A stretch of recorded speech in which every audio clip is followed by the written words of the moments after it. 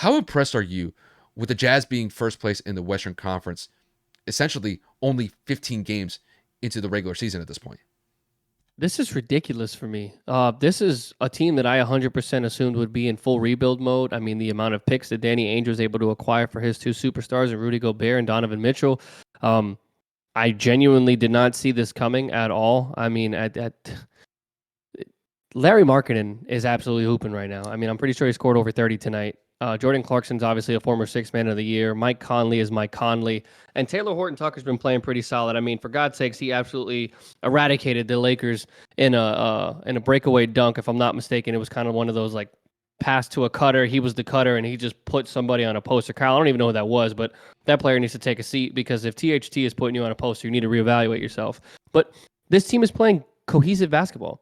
There is no alpha male anymore. There is no mega superstar. Everybody is getting good looks. Everybody is playing effectively. They're playing good defense. And I mean, I'm not saying that this run is going to last and they're going to be the number one seed in the Western Conference, but as of right now, this is a confidence booster for a group of guys that the NBA community pretty much ruled out. And they were just like, off to Siberia you go now that you don't have anybody competitive to play with. I mean, they are just complimentary basketball to the T. Like, everybody's scoring 15 to 20 points. You may have a Markkinen night where he scores 28 or 30, but overall, the fact that this team is playing as good as they are is just a shock in and of itself, but you can't really critique them. I mean, their last 5 games have been convincing to an extent. I mean, it starts with the Lakers, where they won 130 to 116.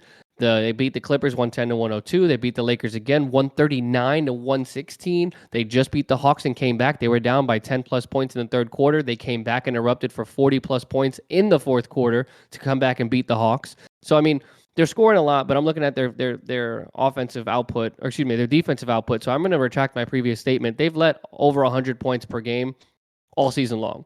102, 126, 121, 108, 101, 101, and the list goes on. Like, legit, the lowest points they've allowed this season was against the Mavericks, to where they lost. Like, we had beat them. It was 100 points. So Utah's defense is absolute dog shit. So like I said, let me retract that statement. They're just able to outscore everybody. And when you have a team that's offensively sound like this, it is pretty scary. Now, I will preview that this is where it's also the biggest risk. If you go into a slump, you're unable to stop the ball, you're going to start getting blown out the other way. So Utah's got a lot to still figure out. I give them their flowers because they are performing better than anybody in the league, anybody in the media had expected. I do think this luck will run out at some point. Again, they need to start playing better defense, or this is going to be one of those times where a team that's on a historic offensive pace, everybody hits a slump, and that may be too big for them to bounce back from. But again, good basketball thus far. Happy for them. I'm shocked. But still, with the fact that they also have the load of picks that they do coming up in the next coming year's drafts, it just means that this team could potentially get that much better, and they're already playing really good basketball. Yeah, I think it's been absolutely staggering the way that the Jazz have gotten off to this phenomenal start. And I think it's safe to say, Kev, when I look at this roster, these are a lot of cast-offs from other teams, compared to where these guys really got their start. I mean, when I look at Jordan Clarkson, Mike Conley Jr., Kelly Olynyk, Taylor Horton Tucker, Colin Sexton, I mean, all these guys, Lauri Markkanen, I mean, these guys were not necessarily the number one guys on their respective teams before they ended up in Utah. And Kev, they've been absolutely balling out. And it's like you said, they're just absolutely dominating offensively. I think we were looking up the team stats before we started recording, and they're essentially like number one or number two in overall scoring compared to the rest of the league. And that's despite the fact that they don't really have a singular number one option to go to. If I had to kind of guess at this point, you could basically make an argument for either Lauri Markkanen or Mike Conley Jr. You could also make a case for Jordan Clarkson just because he's been absolutely dominating so far in his tenure with the Jazz, and he's really kind of lived up to the same expectation this year in particular.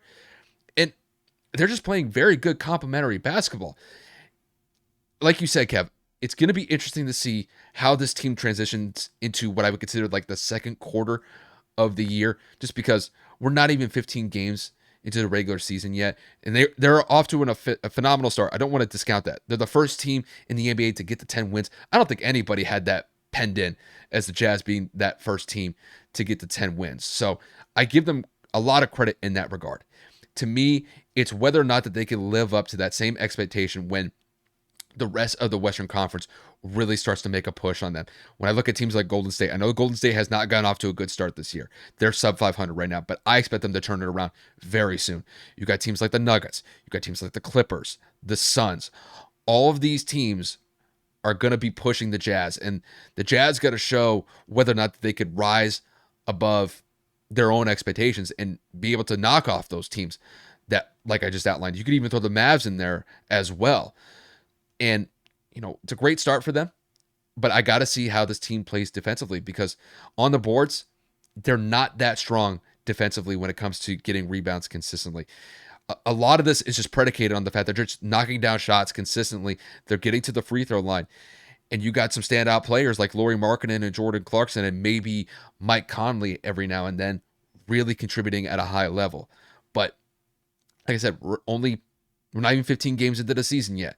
I'm not penning in that the Jazz are going straight to the finals and this is a team that's going to possibly be a dynasty, for the next 3 to 5 years. It's not the case. They're off to a great start. We'll leave that for where it's at. Now we got to see how this team essentially transitions into the second quarter of the season, when I think the rest of the Western Conference is going to start to really they're going to start to make a push on them. And if the Jazz can keep continuing that momentum, I will just be singing all praises as much as I can about them. But outside of that, they're off to a great start, but we got to see more from them before I really become a full-on believer with the Jazz. But 10-3 start, I got no complaints to say with them right now. They've been a phenomenal team so far.